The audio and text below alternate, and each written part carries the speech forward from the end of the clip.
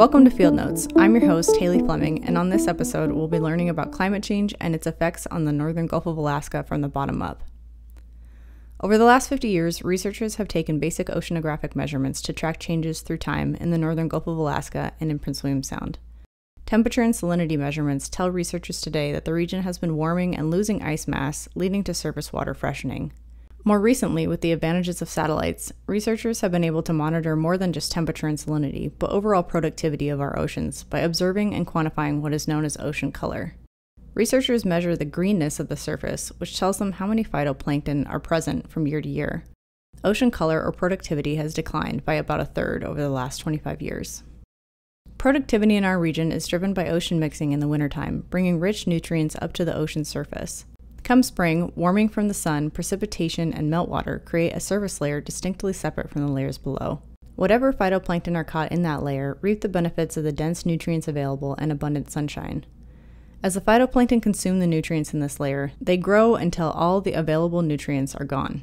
This is known as the spring bloom.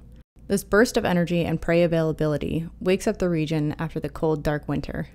Unfortunately, due to the rate of warming and freshening occurring over time, this nutrient-rich layer at the surface has thinned from about 65 feet thick to around 30 feet thick, leading to less nutrient availability and therefore less phytoplankton. With warming waters, researchers observe changes in the zooplankton communities seen throughout the region as well.